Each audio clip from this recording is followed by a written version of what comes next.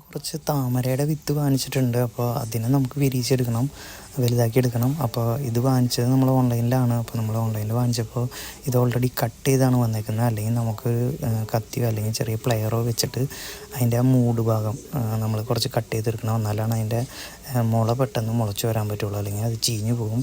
അപ്പോൾ നമ്മളിതിന് മുളപ്പിക്കാനായിട്ട് ചെറിയൊരു ബൗളിൽ നമ്മൾ വെള്ളം എടുക്കുക. ഇത് എല്ലാം അതിനകത്തേക്ക് ഇട്ടേക്കാണെങ്കിൽ മുള വന്നു കഴിയുമ്പോൾ നമുക്ക് നോക്കാം. ഇത് 20 എണ്ണം കണ്ടുണ്ട് ഈ വിത്തുകൾ. അപ്പോൾ നമുക്കറിയാം ഇതിനകത്ത് പൊന്തി കിടക്കുന്ന വിത്തുകൾ അത്രയ്ക്ക് ക്വാളിറ്റി ഇല്ലാത്തതായിരിക്കും. അപ്പോൾ അത് മുളയ്ക്കാൻ ചാൻസ് കുറവാണ്. എന്നാലും നമ്മൾ കുറച്ച് നേരം നോക്കാം. നമുക്ക് അത് ചിലപ്പോൾ കുതിർന്ന് കഴിയുമ്പോൾ താഴേക്ക് പോകും, അല്ലെങ്കിൽ അത് മുകളിൽ തന്നെ കിടക്കും. നമ്മൾ ഇതിനെ വലുതാക്കി എടുക്കുമ്പോൾ നമ്മളൊരു കാര്യം മാത്രം ശ്രദ്ധിക്കണം. വെള്ളം ഒരു 2 ദിവസം കൂടുമ്പോഴെങ്കിലും വെള്ളം മാറ്റിക്കൊണ്ടിരിക്കണം, ഇതിൻ്റെ മുള വരുമ്പോൾ എല്ലാം. അപ്പോൾ നമ്മൾ ഇതിന്ന് ഇപ്പോൾ എന്തായാലും ഇവിടെ ഷെഡിൻ്റെ അടുത്ത് തന്നെ നമ്മൾ വെക്കുകയാണ്. ഇപ്പോൾ ടെമ്പറേച്ചർ കുഴപ്പമില്ലാത്തതുകൊണ്ട്.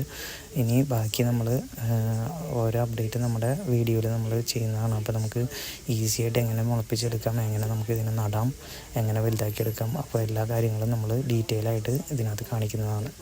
വളരെ ഈസിയാണ് നമുക്ക് ഇതിൽ നിന്ന് വിത്തിൽ നിന്ന് നമുക്ക് മുളപ്പിച്ചെടുക്കാൻ. നമ്മൾ കിഴങ്ങാണെന്നുണ്ടെങ്കിൽ പെട്ടെന്ന് പൂ വരും, പക്ഷേ ഇതാണെങ്കിൽ നമുക്ക് എളുപ്പമാണ്.